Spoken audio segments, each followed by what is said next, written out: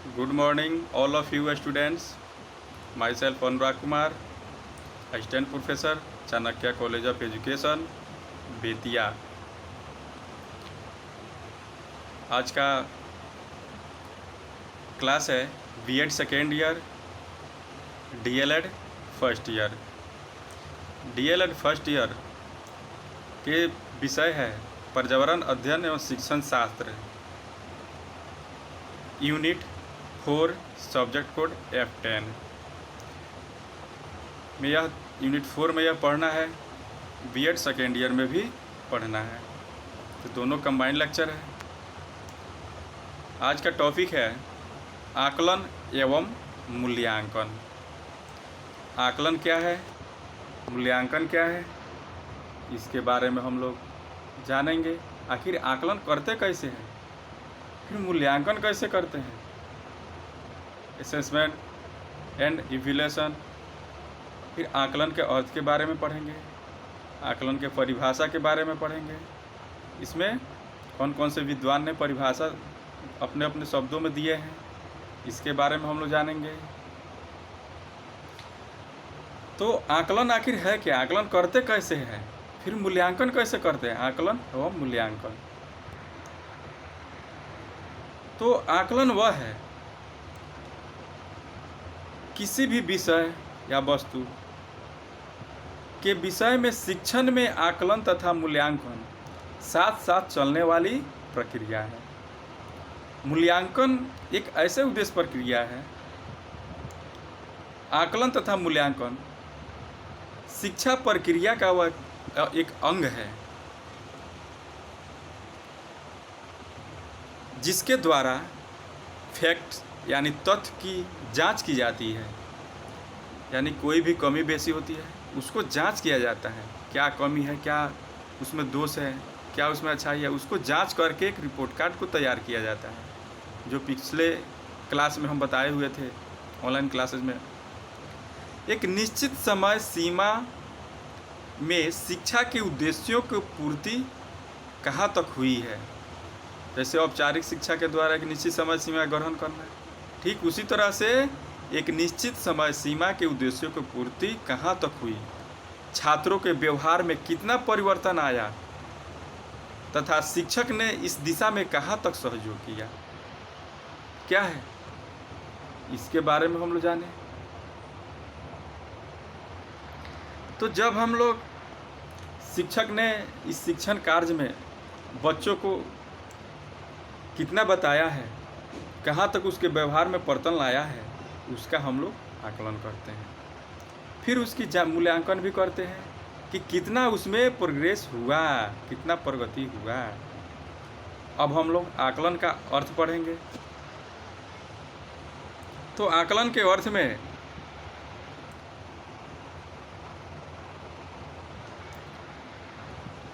कोई भी व्यक्ति अपनी क्षमता, योग्यता को जांचना या परखना आकलन कहलाता है। मतलब किसी भी व्यक्ति, वस्तु या कोई भी चीज़ हो, लगातार व्यक्ति की क्षमता या योग्यता को जांचना एवं परखना, उसको परख रहे हैं, उसी को आकलन कहा जाता है।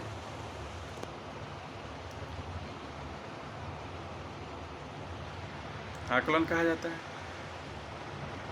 हम जानते हैं किसी भी विषय का मूल्यांकन करते हुए उसका आकलन किया जाता है। जब हम किसी का मूल्यांकन करते हैं किसी विषय वस्तु का, तो उसको हम लोग क्या कहते हैं, आकलन कहते हैं। आकलन व्यक्ति, बालक अथवा विद्यार्थी की क्षमताओं, रुचियों, अभिवृत्तियों, कौशलों का गुणात्मक निर्णय करता है। न किसी व्यक्ति में किस टॉपिक के प्रति कितना रुचि है, वह रुचि कौन पैदा करता है, शिक्षक उसके रुचि भरता है कि वह कितने उसको मन लग रहा है, उस बालक की क्षमता क्या है, अभिवृत्ति क्या है, उसका स्किल क्या है, गुणात्मक निर्णय करता है। आकलन के द्वारा विद्यार्थी को विशेषता अथवा कमी की जानकारी मिलती है। आकलन से ही किसी व्यक्ति को कमी या उसकी अच्छाई का पता चलता है, जिसके द्वारा उसके कमी को हम लोग, उसके प्रगति क्या हुई, उसको दूर किया जाता है। आकलन के आधार पर ही विद्यार्थी का मूल्यांकन होता है।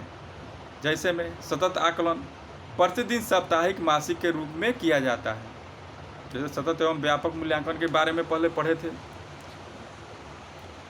माह में, वर्ष में कितना प्रगति हुआ बालक में, मासिक, वार्षिक, इस तरह से आकलन किया जाता है। त्रिमासिक, 6 मासिक, वार्षिक भी आकलन होती है। जांच परीक्षा के द्वारा भी शिक्षण के क्षेत्र में आकलन होती है।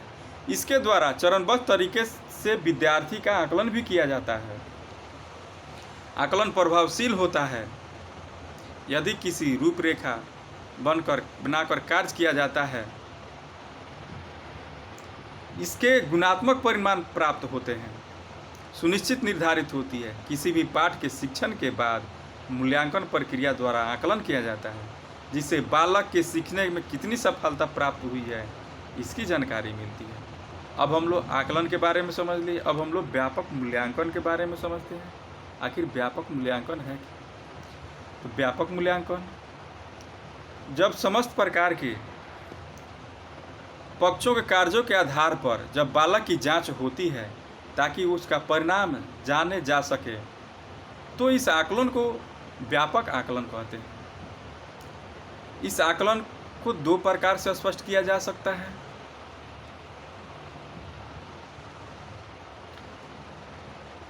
जब समस्त प्रकार के पक्षों के कार्य के आधार पर बालक की जांच होती है तो वांछित परिणाम जाने जा सके, इसका आकलन का व्यापक आकलन कहा जाता है। इस आकलन को 2 प्रकार से स्पष्ट किया जा सकता है। एक में है बालक के बौद्धिक स्तर की जांच करके, दूसरा में है बालक के प्रतिभा स्तर की जांच करके। इस तरह से हम लोग बालक के जांच किया जाता है। तो बौद्धिक स्तर पर क्या है?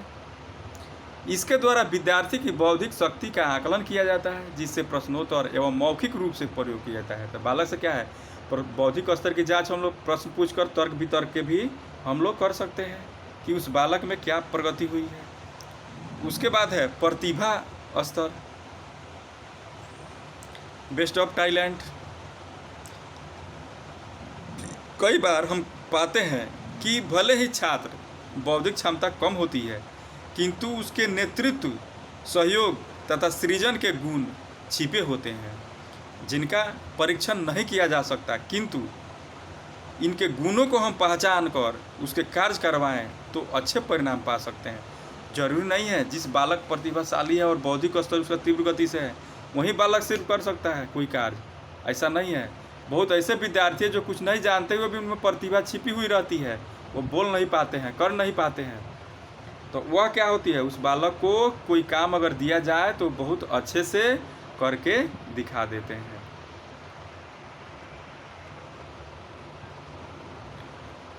अब है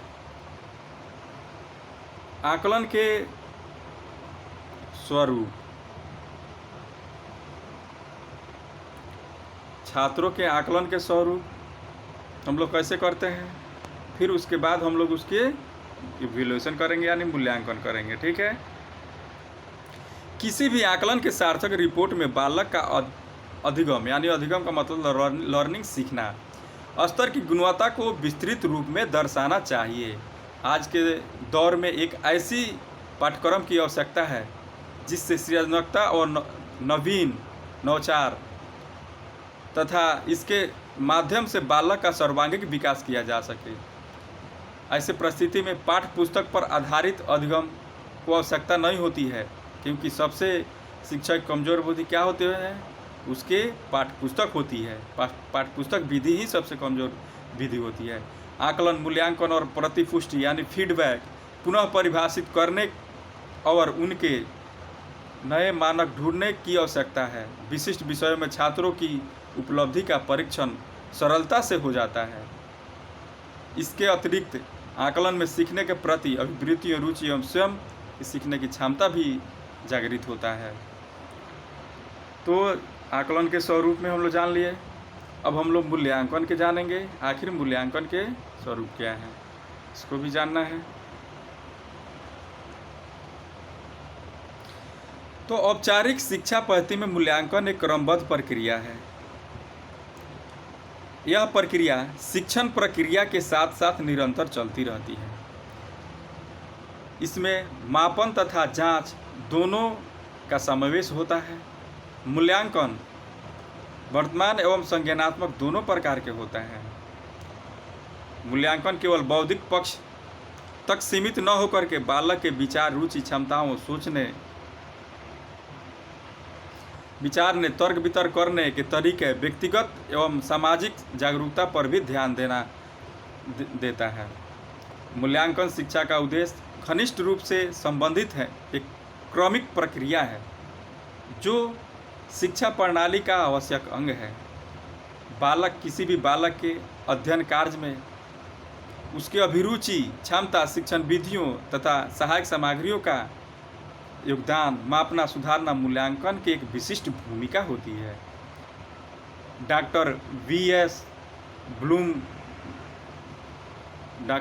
ब्लूम ने भी त्रिभुज में इस प्रक्रिया को समझा करके बताया है। एक ट्रायंगल बनाया है। डॉक्टर बी एस ब्लूम ने एक ट्रायंगल में, त्रिभुज में शिक्षण प्रक्रिया के मूल्यांकन के बारे में बताया है कि आखिर यह है क्या। तो अब इसको स्क्रीनशॉट भी कर सकते हैं आप लोग।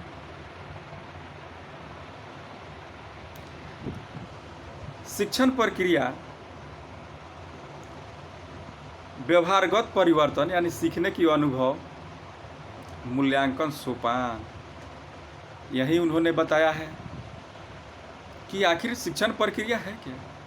जो बालक जिस विषय वस्तु में उसकी रुचि होती है, पढ़ने में मन लगता है, वही शिक्षण प्रक्रिया या क्या है, निरंतर चलने वाली प्रक्रिया है। उसके व्यवहार, सीखने की क्षमता, उसकी जांच परख हम लोग किस प्रकार से कर सकते हैं, उसके अनुभव के आधार पर ही व्यवहारगत परिवर्तन होता है, उम्र के हिसाब से होता है। मूल्यांकन के सोपान, उसके मूल्यांकन के बारे में जाने हैं। मूल्यांकन का अर्थ एवं परिभाषा। अब हम लोग मूल्यांकन के अर्थ एवं परिभाषा के बारे में जानना चाहते हैं कि क्या इसमें है। मूल्यांकन एक सतत प्रक्रिया है। यह परीक्षा से अधिक व्यापक शब्द है। यह परीक्षा से क्या है, अधिक व्यापक शब्द है। मूल्यांकन से ही शिक्षक अपने शिक्षण की सफलता की परख और जांच, छात्र के बारे में जानने, निर्धारित कर रहे उद्देश्य के अनुकूल होने वाले व्यवहारिक परिवर्तन की सीमा का मापन करता है। क्या है, छात्र को, जो भी शिक्षक है उसको, छात्र को जांच परख करता है, फिर उसको अनुदेश देता है, उद्देश्य देता है, अनुकूल को व्यवहारिक रूप में परिवर्तन की सीमा को मापन करता है कि क्या वो बालक में कितना प्रगति हुआ, कितना परिवेश हुआ। यह शिक्षण प्रक्रिया के साथ साथ उपलब्धि, निष्पादन का माप चलता है, रहता है। यही मूल्यांकन है। तो यह क्या है, शिक्षण के क्षेत्र में ये हमेशा निरंतर चलने वाली प्रक्रिया है, जिसके द्वारा बालक में किस तरह के विकास हुआ है, कितना विकास हुआ है, यह मूल्यांकन आकलन के द्वारा ही पता चलता है।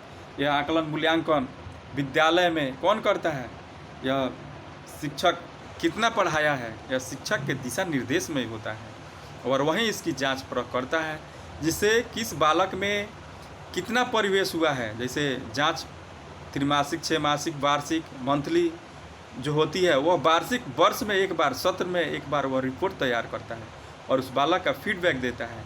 किस बालक में कितना परिवेश हुआ, उसको जांच परख, मूल्यांकन, उसके योग्यता, क्षमता कितनी है, उस कमी बेसी क्या है, उसको वह शिक्षक दूर करता है कि हम उसे कैसे दूर कर सकते हैं। अब विभिन्न विद्वानों ने मूल्यांकन का अर्थ और परिभाषा को अपने अपने शब्दों में परिभाषित किया है। जैसे टागोरसन के शब्दों में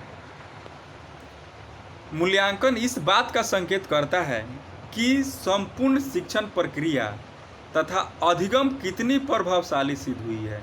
अधिगम का मतलब होता है लर्निंग, यानी सीखना। उसके बाद कॉर्नबेक के शब्दों में, कॉर्नबेक ने भी इसका परिभाषा दिया है, डबल इन्वर्टेड कोमा में दिखाई दे रहा होगा। मूल्यांकन वह प्रक्रिया है जिसके द्वारा शिक्षक तथा छात्र इस बात का निर्णय करते हैं कि शिक्षण के लक्ष्यों को प्राप्त किया जा रहा है या नहीं। ये भी बहुत अच्छा परिभाषा इन्होंने दिया है, ये भी VVI है। उसके बाद में आप लोग इसको स्क्रीनशॉट भी ले सकते हैं, क्योंकि आप लोग तो हमको देख रहे हैं लेकिन हम आप लोगों को नहीं देख पा रहे हैं, वो पढ़ रहा है नहीं पढ़ रहा है। तो इसमें फिर एक दूसरा विद्वान है डांडेकर के शब्दों में, डांडेकर के अनुसार शैक्षिक उद्देश्यों को बालक द्वारा किस सीमा तक प्राप्त कर लिया गया है, यह ज्ञान करने की व्यवस्थित प्रक्रिया को मूल्यांकन की संज्ञा दी गई है। तो अब आकलन मूल्यांकन दोनों क्या है? ये सतत निरंतर शिक्षण के क्षेत्र में चलने वाली प्रक्रिया है। अब यह इसके विभिन्न विद्वानों की परिभाषा तो समझ लिए, आकलन मूल्यांकन को समझ लिए। अब इसके आकलन के कितने स्वरूप हैं, इसके अगले कक्षा में हम लोग पढ़ेंगे। जैसे व्यक्तिगत आकलन है, स्व आकलन, इसके अब अगले कक्षा में लेक्चर 2 में हम बताएंगे कि अब उसके बारे में हम लोग अध्ययन करेंगे। और यह B.Ed और D.Ed दोनों के लिए ही है और इम्पोर्टेंट क्वेश्चन है। और इसके बाद आज दूसरे टॉपिक को पढ़ेंगे। इतना के लिए अब धन्यवाद, आज इतना ही रहा।